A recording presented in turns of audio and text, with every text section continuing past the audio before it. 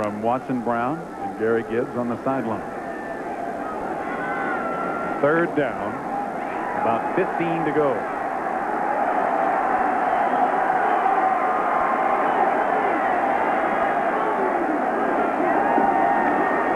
And he flips it out and dropped by Chandler. Now they're going to fall on the ball, and rightly so, to make sure that it's not a fumble. Had it been ruled a lateral pass, it would have been available. But it's ruled a forward pass incomplete. It'll bring up 4th down. Would have been a tough first down to get either way, but once again, mental errors, I call them, holding on to the football. It's something technical that they work on every day. It's just a matter of concentration. Gundy put it right there, and they've got to give themselves a little bit better chance than that.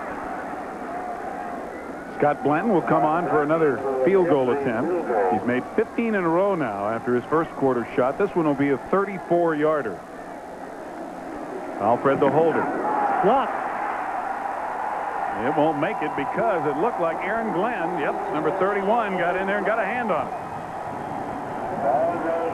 That's something A&M has done a good job on their special teams of both punt and placement, pressure and blocking, and Aaron Glenn in there to get this one. Last year he blocked the and push out to get anything on Aaron Glenn. Aaron Glenn's got a free run. You give a guy like that who runs a 4.4 a free run, he's going to get it every time. In there quickly. I used to do that maybe a long time ago. You could still do that if you didn't have an injured foot. Remember I said I used to. Maybe. A&M 1st and 10 from their own 20. The blocked field goal remains at Oklahoma 3, Texas A&M nothing. Rodney Thomas finding a hole, but hanging on for dear life is Mike Coates. Let's get a report on the sideline again from Dean Glovin. Guys, Oklahoma defensively has played very well. Outside linebacker Aubrey Beavers. You see here, the Oklahoma Sports Information Department has put out a postcard promoting the Beav. The guy they say is 6'2", 232. Reminds me of the guys in the booth. 4% body fat, guys. Back to you, Steve. It reminds you of one of the guys in the booth, and it's not that Cliff Gross. But not much happening, and again, it's Coates on the stop. Coates knifing in, making a good play there. They say Coates benches, inclined benches, close to 700 pounds. Now, I'm not refuting the attributes of the OU strength program, but wow. Well, he looks like he might do it. He looks like he might. Oklahoma has controlled the football up until this point. Over 16 minutes of the 20 minutes that have been played. A&M trying to get something going, and there may have been a dropped exchange of center.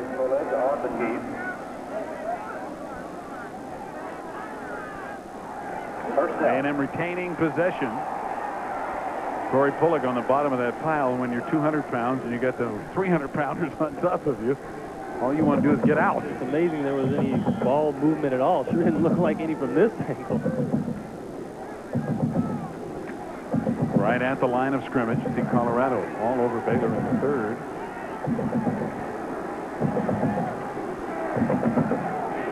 Gross and Thomas in the backfield in the I formation with Matthews in motion. Thomas nowhere to go again. Stuffed at the line of scrimmage.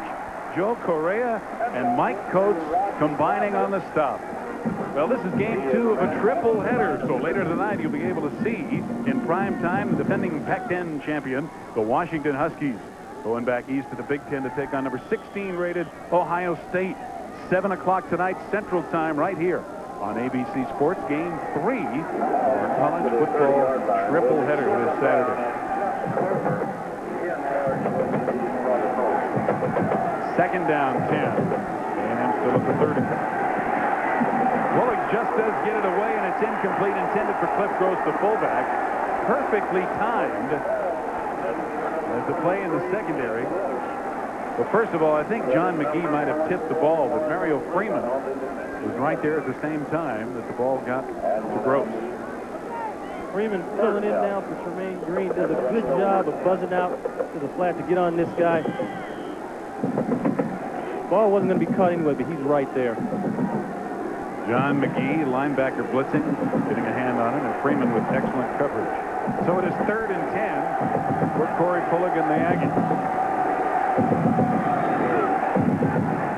Lots of time underneath to Thomas. But only about a gain of 3 as the Sooners are waiting for him. And again, it's Mario Freeman along with free safety Larry Bush.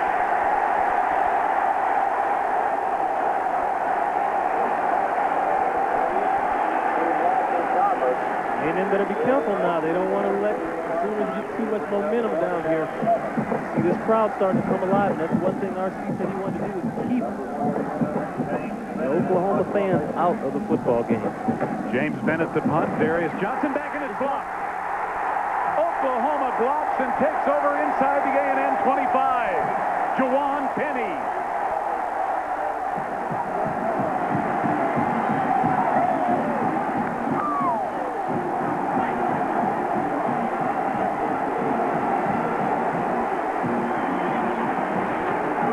Jawan Penny's a wide receiver, but he's playing on most all the special teams. This goes to show you how much everybody's got to do on this team. He came right through the middle there, to the outside, made a good play. They got 10 men up. It's a perfect time to try to block a kick when they're backed up. He comes from the inside along with somebody else. You can't see the number. I think it might have been freshman Anthony Fogel. Looked like Fogel. Gundy throwing on first down, and he completes it to P.J. Mills. Aaron Glenn on the stop, but it's another Oklahoma first down. That's another thing Oklahoma's done well, too, is that after a big turnover, they go right for the air. Last week, after a fumble recovery, they went right to Corey Warren for a big play down the sideline. They had 3 wideouts in the game. On first down, Mills comes out. Terry Collier back in at fullback.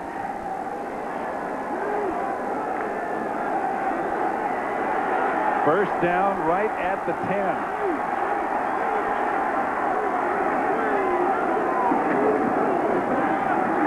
Collier bangs down for a few. Antonio Shorter, 56, leading the tackle.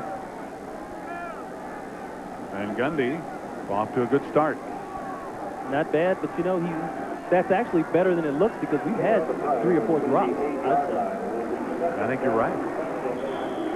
We have 5 minutes and 54 seconds remaining in the first half. Oklahoma leading it 3-0. They now face a second down and goal from the 8.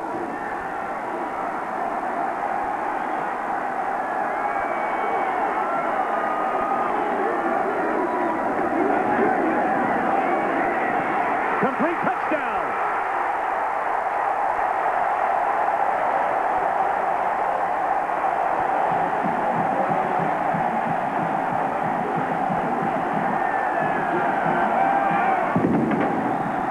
Corey Warren with an outstanding move.